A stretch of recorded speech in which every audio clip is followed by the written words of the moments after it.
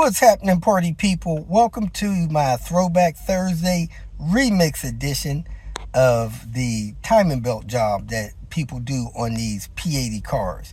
These are Volvos that are built between like 92 and 98. I normally never use a cam locking tool. The only time that tool is used, especially on the back of the cams, is when you're replacing the cam seals. I never replace cam seals unless there's an oil leak. Occasionally there'll be a cam seal leak. Sometimes, not that often, there'll be a crank seal leak. So that's the only time I use that locking tool. There's also a tool that goes on the front of those cams in between the sprockets. I don't even use that. That thing is more difficult to put in than just doing it without the job. Job can be done in an hour if somebody's fast and quick. Taking the water pump off with it without doing the water pump, you can do this job in about 45 minutes. If you don't use a locking tool, sometimes that exhaust cam will move. I just move it back. I grab a big screwdriver, stick it in between the screw heads on the angle, and rotate that cam forward or back. As long as you put your timing on the marks before you pull that belt, this is really a simple job. It's an interference engine, so you want to do it right, but you always put the timing marks on. Make sure your crank timing is on. Your crank timing is most important, then your cam timings are secondary to that. Any mark put on the spots in there should put the other two marks on there as well. But before you pull a belt, make sure your crank is on the mark. If your crank is on the mark on these cars, you can spin your cams around 360 degrees with no interference contact. So I hope that makes sense. Most common problems is people not getting the belt over the, I guess it's some kind of dampener thing under the crank sprocket. Got to get that belt over that. Make sure the teeth of the belt is in the crank sprocket. If your vehicle has a hydraulic tensioner, order an 850 belt from 96 or 97. If your engine has a mechanical tensioner, the one where you adjust the tension of the bolt to make the little arm swing, order a belt from 99 or 2000. There's a split between there, and a lot of places don't know what belt to get. But if you just pull that cover off, look and see what kind of tensioner you have, you can order the older belt or the newer belt. I always order a 96 belt for the cars with the hydraulic tensioner, and I order a 99 or 2000 belt for cars that has the mechanical tensioner. Hope that makes sense. If I didn't mention it already, if that water pump has cogs missing from the sprocket on the water pump, that's probably an original water pump. I always replace those. There's a couple of links in the description area below. One will help you get out of trouble you may get into if something happens that you didn't plan to happen. Another tells you what parts I order for these timing jobs. Again, this is a throwback remix. It's been cleaned up, shortened up as much as I can. It'll guide you through that process. If for some reason you need to get in contact with me about this job or others, the end of the video has all of the details of how you can call, text, or email me, and also how to follow me on different social media apps. There's a tool I use to get the serpentine belt off and on that I sell on my website, so you can go there and get that tool if you need it as well. Thanks for watching. Hope you have a great day. Here's the tools and equipment you'll need to do the timing belt job on this Volvo 850 S and V70, the P80 cars. You'll need a jack stand, the parts. I use that 1/2-inch breaker bar extensions and 30mm socket to roll the motor over to align the timing. I got the snips to cut the timing belt loose. I got my torque T45 for the tensioner roller. I got 12 and 10mm 3/8-inch ratchet, 12 and 10mm 1/4-inch ratchet. I got a magnet to pick up things that drop. I got the crescent wrench.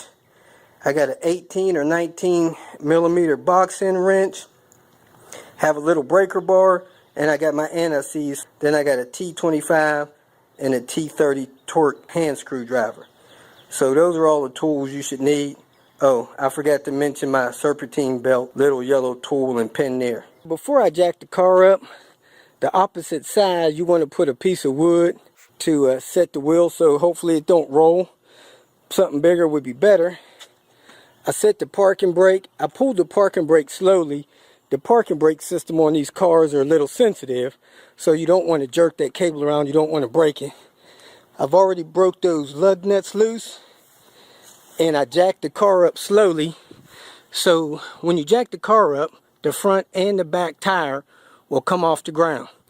Now I'm going to pull those lug nuts off, and I'm going to set a jack stand under there for safety.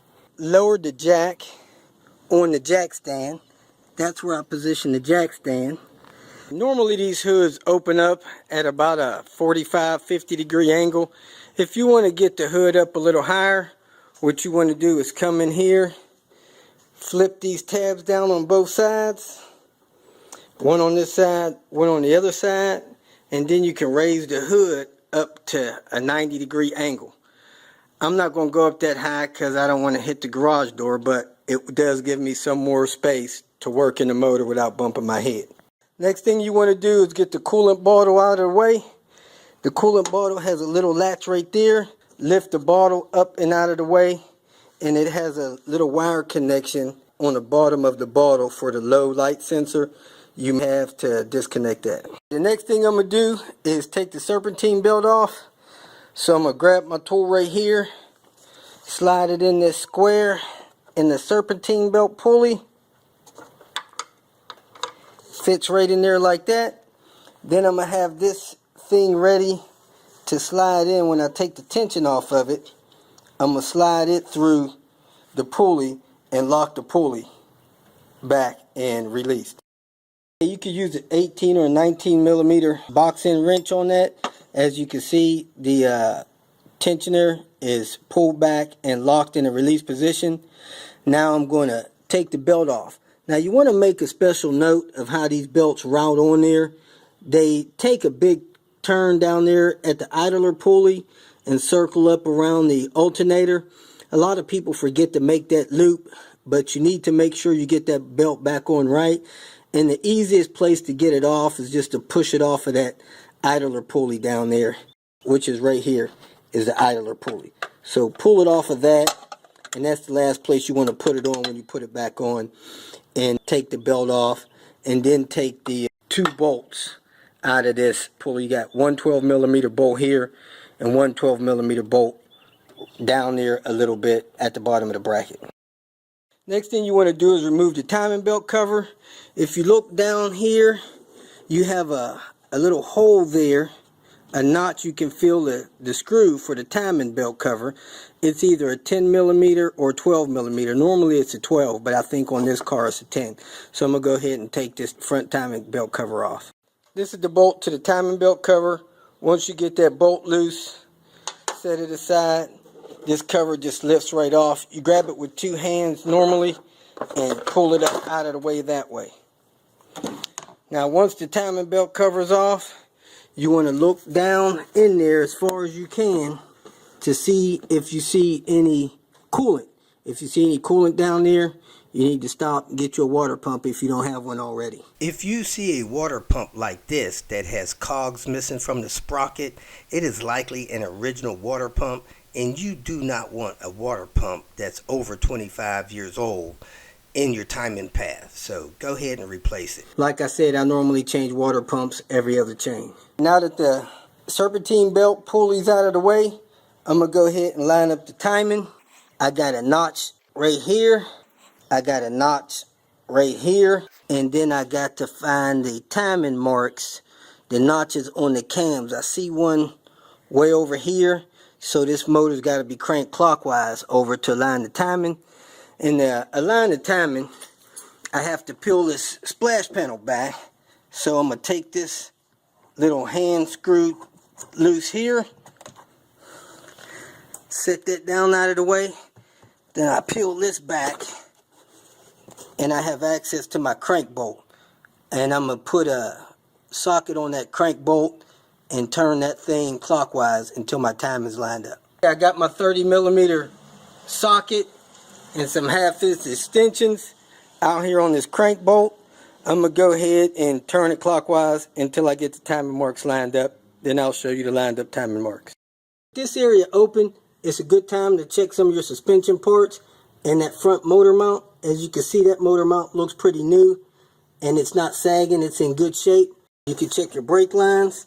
As you can see, this brake line is cracked, so they need to be replaced soon. And then you can look at your boots, make sure they look good. And you also have your end links for your sway bar. These look good.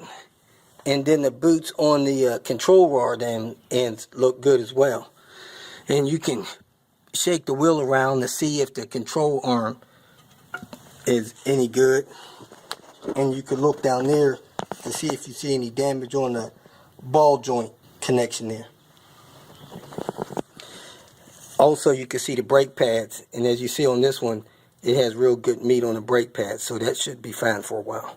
Now that I have this panel pulled back, I want to take a double check there. As you can see, that is the tensioner bolts, and you want to look down there, see if you see any coolant. If you see coolant, you'll definitely want to replace that water pump, but I don't see any here. I got the timing marks lined up here.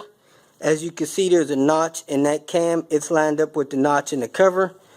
Notch in that top cover, notch there. I don't know if I'll be able to see the marks on the crank, but let's go down there and see. It looks like I can see them on the crank.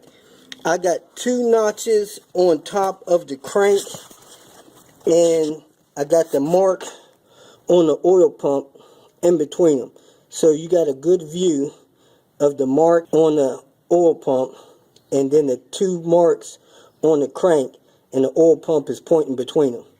So what I'm probably going to do now is go ahead, for ease and future reference, even though those marks are pretty clear, I'm going to put a little white out on them to make them stand out a little better. So I got some white marks on the camshaft pulleys now to make the timing marks a little more visible. One thing I did notice, and I don't think anybody ever mentions, is if you look at the crank pulley, the crank pulley has a couple of notches there, and that seems to line up with the belt. But, you know, that's not a good mark for the timing, but that could be a quick reference for you as well. And, of course, you can always mark that crank pulley if you need to. I just laid the coolant bottle over top of the motor and out of the way. The next thing I'm going to do, because it's almost impossible to get this timing belt off and on with this timing belt cover on, I'm going to go ahead and remove these 2 10mm bolts to remove this top timing belt cover. In order to get this top cover off, you're also going to have to remove this T25, that fuel line bracket. And then that whole bracket will come off along with the top of the timing belt cover. Go ahead and remove the spark plug cover. You'll need to have that off in order to get the front timing belt cover off. And it has 6 T30 torque screws. I'm not going to use the cam holding tool. I'm just going to make sure these cams are lined up when I put everything back together. Sometimes these things do turn a little bit, so you got to be careful. Next thing I'm going to do, since I got this top cover off, I'm going to take the bolts out of the hydraulic tensioner so that it takes the slack off the belt. So there's one bolt there on that tensioner, and the other one's right there. They're 2 12mm bolts. I'm going to go ahead and take them loose.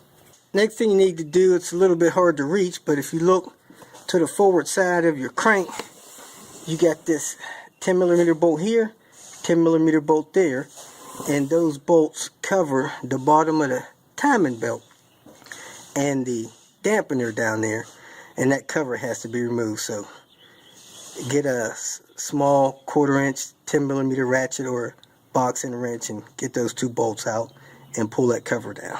Now that that dampener cover's off, you can see this little pin there that's a dampener, and your timing belt slips over that.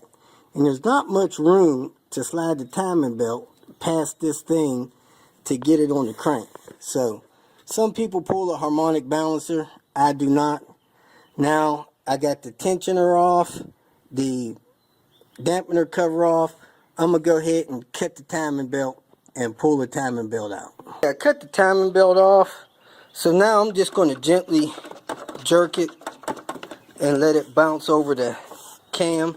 I don't want to turn the cam while I'm doing that.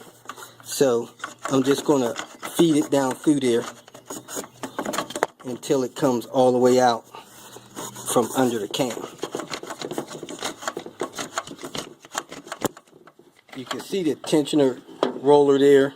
Next thing I'm going to do, I'm going to take T45, put it in this tensioner roller, and be real careful when taking that tensioner roller out. It's best to do that with a breaker bar. You don't want to strip that T45. Easy to strip, and it's the only thing holding that tensioner roller on there. So that's my next step. Not sure if you see this timing belt, but it's at about 75, almost 80,000 miles. And when you bend it, it has cracks in it. So you don't want this belt to snap. It'll destroy the head on the car. Bust a lot of valves and stuff because this is an interference motor. As I mentioned before, you want to use a good torque when you're trying to take this tensioner roller out. This is a Lyle, and I didn't notice it till just now, but this thing is a little worn. So this is definitely the last time I'll try to use this one. And I'm not sure if these tools have a lifetime warranty, but you want to have one that has a good bite in it, and it'll get deep in that tensioner roller bolt and turn it out slow, because you do not want to strip that bolt. Okay, round 3 on these torque bits. I started to use those door last ones I got from AutoZone, and I felt it trying to strip that tensioner bolt, so I had to go get the ones that I know will work good. So here they are. I'm going to go ahead and take that tensioner out for the 3rd time. If you manage to strip this bolt on this tensioner bracket, no big deal. There's a video linked in the description area to help you out with that. Now that the timing belt's out of the way, if you're going to do the water pump, you need to drain the radiator. You could drain the block if you want. Put a drip pan under there and remove those bolts on the water pump. I think there might be 7 bolts on it. When you put a new one on, you make sure you clean the surface off real good. You put the gasket in there. If you have some blue RTV, you might use that to hold the gasket in place till you get the bolt started. Torque those down and star pattern to get that pump on. But like I said, you want to make sure you get the block real clean before you install the gasket and the pump. If for some reason you decide to use something hard to scrape that area clean, make sure you don't nick that block, because that of course could cause a coolant leak. Again, there are a few other videos linked in the description area. This concludes the removal process. Please check out part 2 for the installation process. If you made it this far, I trust that you found some information that was either useful or entertaining, so go ahead and hit the like button. And if you would like notification of future videos that I post, please subscribe to the channel.